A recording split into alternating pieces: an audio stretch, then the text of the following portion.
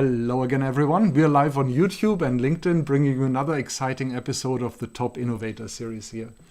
This is where we dive into proven leadership ideas, game-changing strategies, and of course, the brilliant minds that are behind these ideas. I'm Joseph Martens, and I'm excited to introduce today's guest. With us today is Abhishek Sinha. Abhishek is the CEO and CIO of Nelumbium Capital, a company that leverages AI for asset management. Abhishek, it's a great pleasure having you here today. Thank you, Joseph. Thank you. I would love to talk to you about your leadership journey, Abhishek. We touched on a couple of things in the pre-podcast chat already, but let's start maybe with some of the key takeaways or the key learnings that you had. When you think about your own career, very successful career, what do you think are some of the reasons that brought you to where you are today? What are the secret ingredients to the success that you've had? Wow, this question was not. I can't give you the questions up front. Okay. Thank you, everyone who is for listening to me. I would say I went to a boarding school, and that school was special for it selected 100 people out of 30,000 who applied, and then all the peer learning was very important. Like, learned so much from my friends. They were like, so peer learning was one of the biggest thing. Self-reliance was second, and I remember leadership from I was not that great with sports, but I always kind of saw people who were leading the team or making the how the different places to play and all that.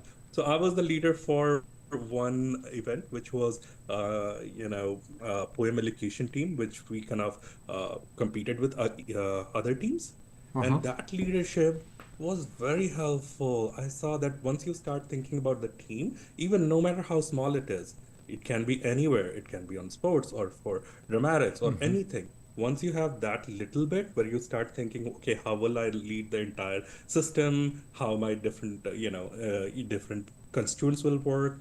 That kind of stays with us from formative years. So one was that.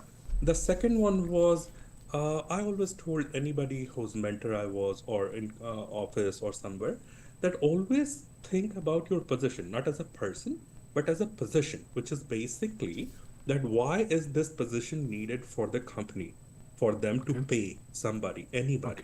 And then you will understand how you fit into the entire system and how your assurance or your sign-off or your sign-off is needed in the entire picture. So I told everyone that you are leading your own company and your sign-off is the sign-off of that person's seal of authority or assurance. And you always have to kind of think that I'm giving my services to a bigger picture, and then you will know where do you fit. So these couple of things, I don't know, these are like very small, but that helped me in understanding the entire like working of a lot of stuff. I will always kind of try to see that, okay, how does this fit into this? If somebody is gone, then can I do this? Can I learn this? So yeah, that's my way. There were lots of nuggets in there now in what you shared, Abhishek. Let me just go through some of them. You started off by talking, so here are some things that I remember. Peer learning, self-reliance, and focusing on the team, right? They are the things we started off with. Let's take a look at peer learning. You mentioned the boarding school example. Let's talk about today. How do you learn from peers today? How do you select the peers that you're considering to be someone you want to learn from? How do you go about that? Talk more about how you... This is very, very good question, Joseph. I will tell you. I before starting in a startup journey, I knew that sometimes we are a captive of our own success.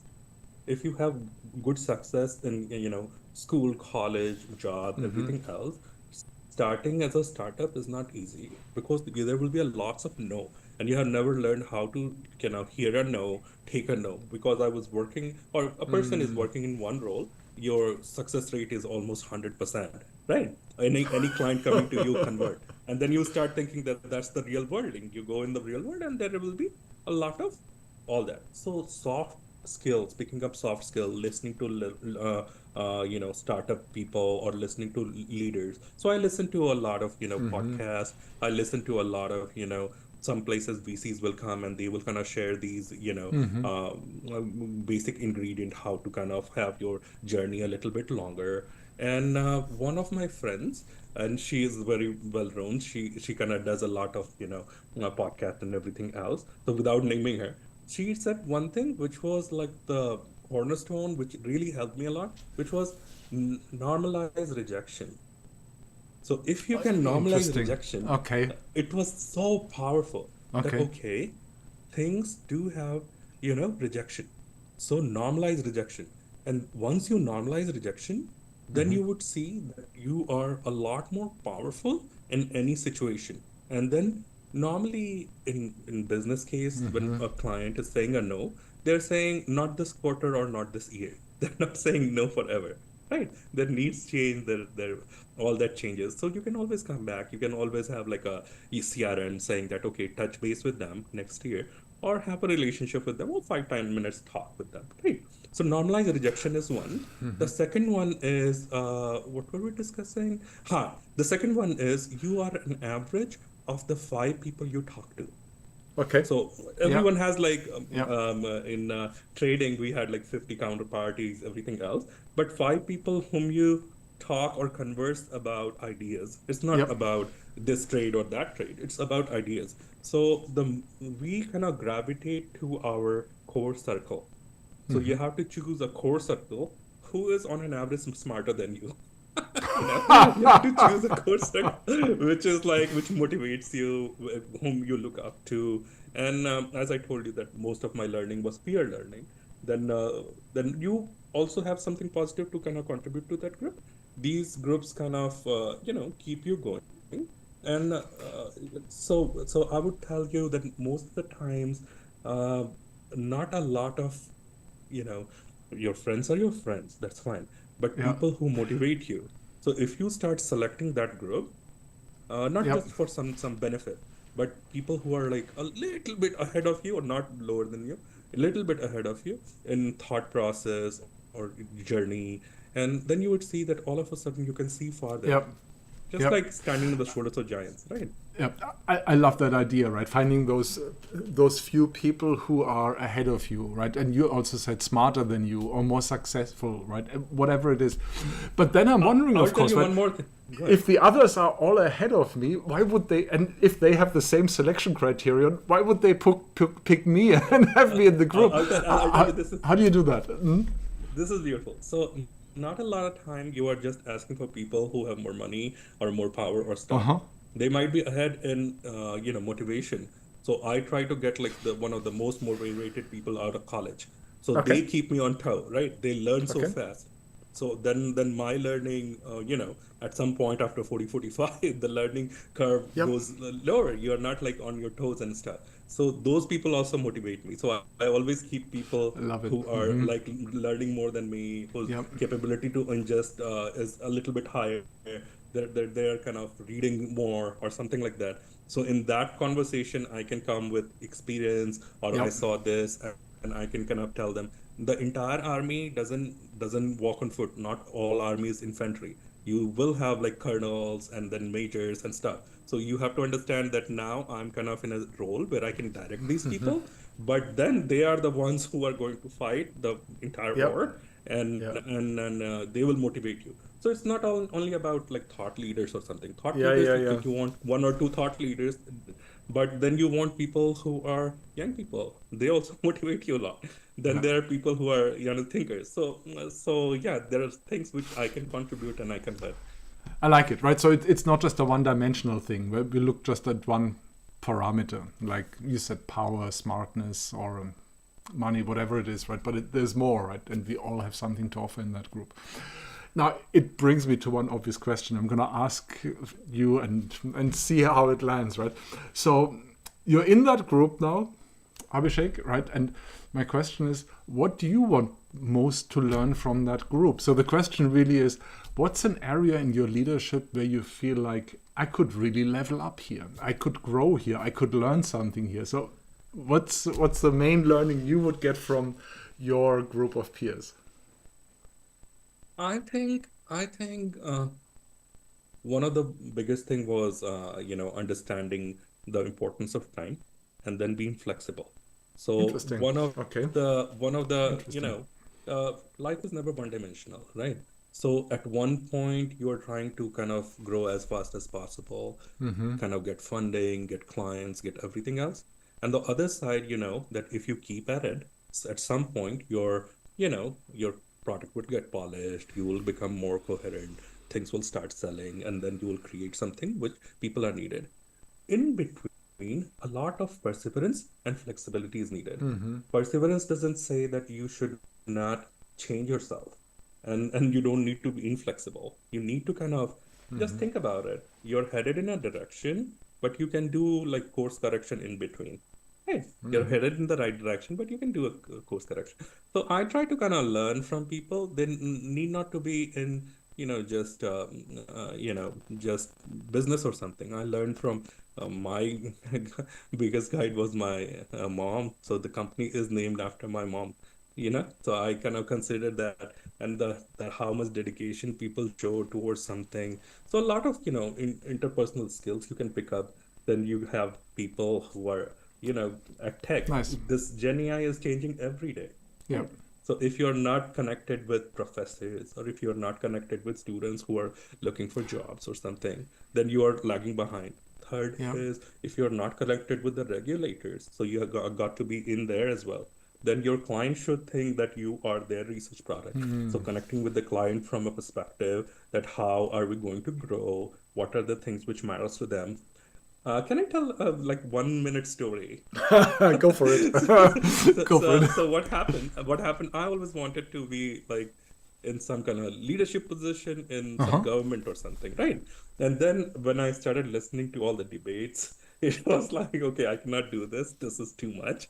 And like on TV debates, people are just tearing each other apart. There is no middle ground or something. Then I thought, like, what can I do where my thought process of becoming a leader or something is completely met? So one was becoming a doctor, and that boat already sailed. The second one was whatever you are doing, try to understand your customer's problem. Other customers are also having the same problem. And once you let them know that you have their back and Yep. you are a solution or a leader for them, and then whenever regulator asks a question, they are going to back you up or something like that, then you start feeling that, okay, this need of representing something or doing something is also getting met if you align with the greater good of others. Mm. Yep. Nice. That's a nice takeaway. I like it. Thank you, thank you. Let me ask about this group again because I'm fascinated by this group, this peer group that you mentioned, right? Okay, And we talk about okay. how would you assemble it? What kind of people would you look for? What, and you touched on some of it, right? Younger people, you talked about regulators, but give me sort of the ideal portfolio, the ideal mix, or the composition. That's the right word. The ideal composition of that group. Okay, so I can just tell you from my own experience, right? Okay. There are always people whom you will attract, and there are always people whom you will admire. There will be people who might not think that you are in the same bracket, Mm-hmm. so they might not like start giving that much time, but Yep. their work itself will inspire you, right? So I try to get inspired by a lot of like books or Mm-hmm. whatever they have written or whatever is their Mm-hmm. write up, right? The second thing is, if you go and talk to a couple of professors who are at the cutting edge, they will always tell you so many things. So I never completed my PhD, by the way. So I always kind of I'm in touch with a lot of professors. I will kind of go every. I have one on Tuesdays. I will go and talk to them, and all Okay. the ideas they are Okay. having, the new papers they have read. Yep. You will see that you are just enriching so much just by listening to them, right? So much by just Yep. listening. How do you kind of create that group? I go to a lot of conferences, and then I kind of keep meeting people. And if you are genuine, good people will find you. Your circle will find you. So I have Mm. been like making new friends, and Mm-hmm. then they will also ask you a question like, "Hey, what should I do?" Then you can give your suggestion, Mm. and then your group will start growing. So yeah, that's my method. Like, see, I'll give you an example. If you lose a key in sand on the beach, the way to find it is a magnet. So if you're the magnet, you'll find the key. No big deal. Right. Okay. So you'll attract people. Okay, nice.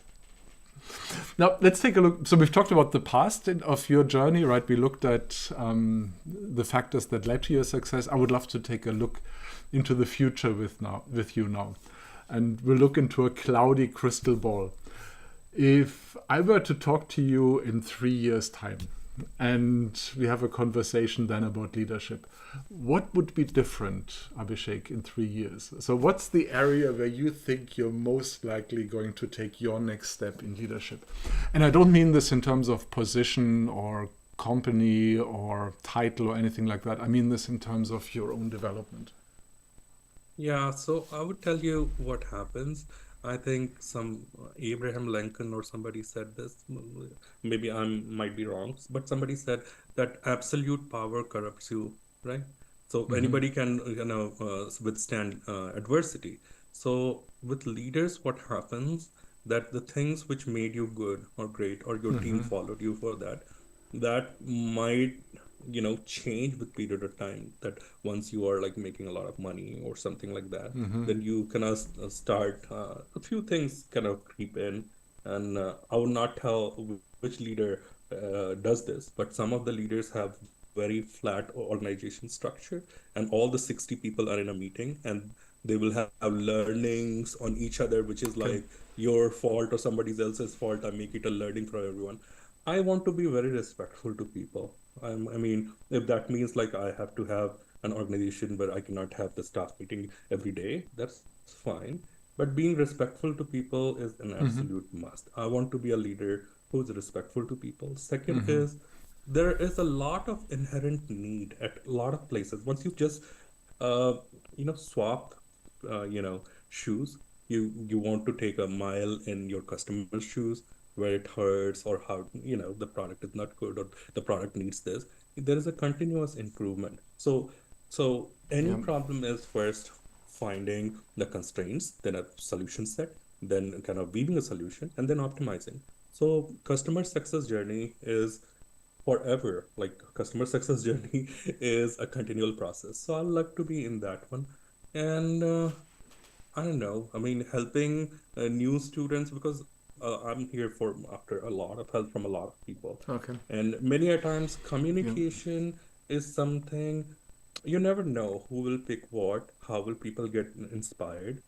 A lot of people of our age, they ask, why did you kind of leave a career A and why did you start? All that is already within you. Mm-hmm. And as Steve Jobs said, only looking backwards you can connect the dot, listen to your own inner voice, and never let the inner voice go, right? And Mm-hmm. then I would say constructing something is like a painting. We do one painting, maybe the next painting is waiting or something is waiting, right? And others can take care of this. So yeah, that's my answer. That's a lovely analogy. I really like the painting analogy. Yeah. Let me ask you one Thank you. last question, and then we'll wrap it up, Abhishek. What's advice that you would give to a tech executive based on what you're seeing that many might do wrong? Something that you feel like you figured that out, you've got an aha moment or an insight. What advice would you give them? See, I would say kind of continuous learning, like taking the, courses which all these universities are giving or something like that. Because many a times in tech, what happens, people say that with age, new guys are like getting more important, or new Yeah. CEOs who are like 20 something. But it's more about being current rather than being I mean, people who have experience plus they Mm-hmm. are ready to be current. I think that's like the biggest thing.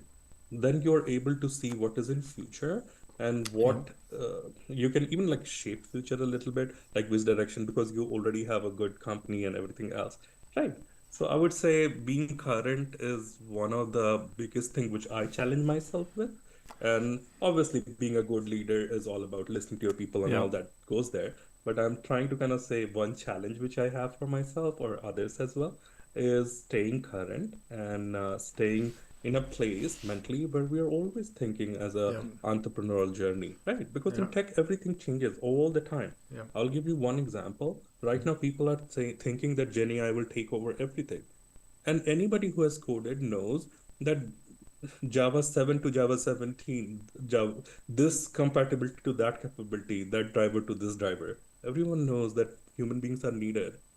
It looks very Yeah. good, like, okay, you have a Yeah. performance machine, but it takes a lot of, real, sense to kind of put things together for the, Yeah. show to go on. Yeah. Got it. I really like the stay current, right? Because it's so tempting to become complacent and to feel like this is enough. I don't need to do anything new.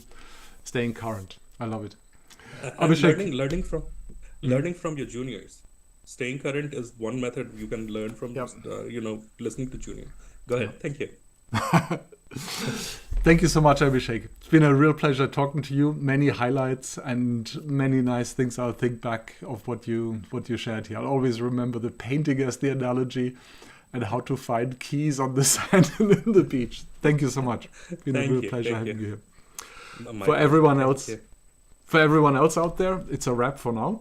Thank you so much for tuning in. Don't forget to like us, to subscribe to us, and to come back for our next insights in the Top Innovator Series. We'll see you next time, and until then, keep your brain cells active.